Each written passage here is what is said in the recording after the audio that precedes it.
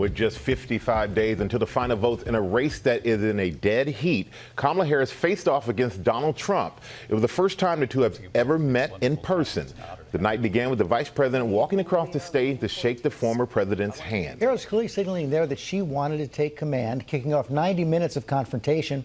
Former President Trump on defense for most of the night. In the first debate, polls say that voters think Harris won. Our team is live in Philadelphia this morning. Chief White House correspondent Mary Bruce starts us off. Good morning, Mary. Good morning, George. Well, this was a fierce and fiery face-off. Donald Trump on the defensive for much of the night. Kamala Harris taking every chance she could to get under his skin, goading Trump to go off message while avoiding much focus on her own vulnerabilities. The policy often overshadowed by these personal attacks. But this morning, the big question remains, will any of this be enough to fundamentally change the dynamics of this race? It started with what appeared to be a moment of civility, a historic handshake initiated by the vice president, the rivals meeting for the very first time.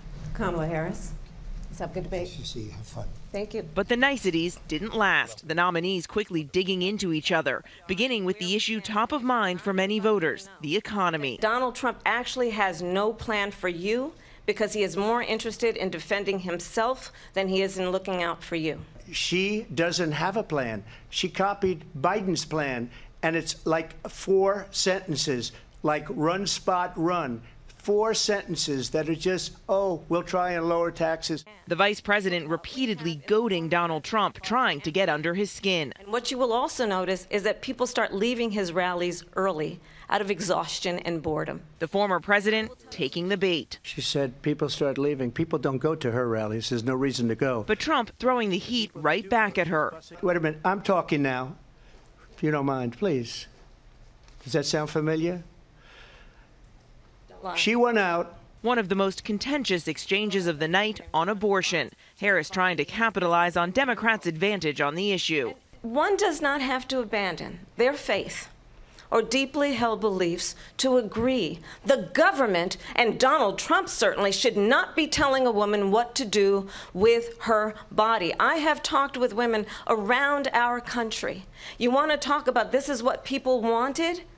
Pregnant women who want to carry a pregnancy to term, suffering from a miscarriage, being denied care in an emergency room because the healthcare providers are afraid they might go to jail, and she's bleeding out in a car in the parking lot.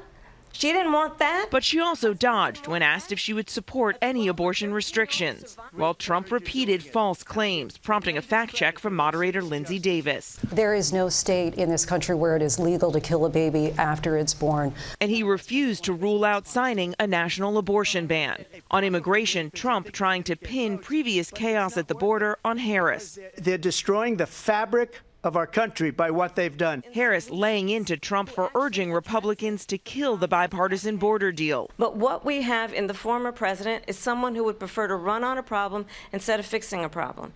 And I'll tell you something, he's going to talk about immigration a lot tonight, even when it's not the subject that is being raised. Trump responding by repeating a false conspiracy theory about migrants eating people's pets in Springfield, Ohio. I just want to clarify here, you bring up Springfield, Ohio, and ABC News did reach out to the city manager there.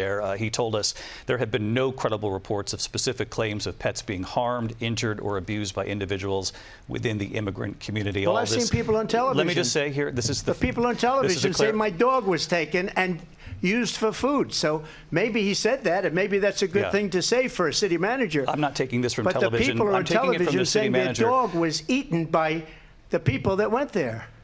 Again, the Springfield city manager says there's no evidence of that. Vice President find Harris, out. I'll let you respond to the rest of what you've heard. You talk about extreme.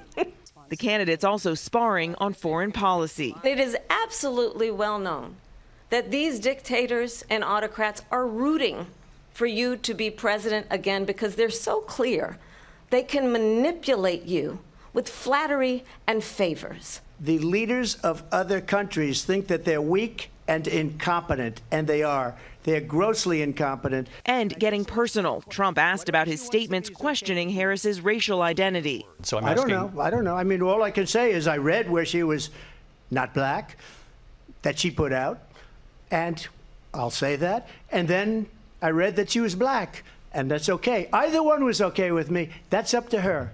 That's up to her. I mean, honestly, I think it's a tragedy that we have someone who wants to be president who has consistently, over the course of his career, attempted to use race to divide the American people. Less than 2 months until the election, Trump still refusing to concede he lost the last one. You have said, quote, you lost by a whisker, that you, quote, didn't quite make it, that you came up a little bit short. I said that? Are you now acknowledging that you lost in 2020? No, I don't acknowledge that at all. But I you said did that say that. sarcastically. You know that. It was said, oh, we lost by a whisker. That was said sarcastically. Look, there's so much proof. All you have to do is look at it. And they should have sent it back to the legislatures for approval. The reality, there is no evidence of widespread voter fraud, and President Biden won the 2020 contest. Harris using the moment to call Trump unqualified. Donald Trump was fired by 81 million people. So let's be clear about that. And clearly he is having a very difficult time processing that. But we cannot afford to have a president of the United States who attempts, as he did in the past, to upend the will of the voters in a free and fair election. And when you then talk in this way in a presidential debate and deny what over and over again are court cases you have lost because you did in fact lose that election, it leads one to believe that perhaps we do not have in the candidate to my right the temperament or the ability to not be confused about fact. That's deeply troubling, and the American people deserve better. In their closing statements, Harris vowing to help take the country forward. I intend to be a president for all Americans and focus on what we can do over the next 10 and 20 years to build back up our country by investing right now in you, the American people. While Trump finally honed in on his message, questioning why Harris hasn't accomplished her plans during her time as vice president. They've had 3.5 years to create jobs and all the things we talked about. Why hasn't she done it? Now, the Harris team this morning is thrilled with her performance, so much so that they are already challenging Trump to another debate. But it remains to be seen if what we saw last night is going to be enough to move the needle. Now, one voter who was swayed by what they saw, Taylor Swift, posting to her 283 million Instagram followers that she has seen enough and done enough research to make up her mind, endorsing Kamala Harris. Robin. All right, our thanks to you.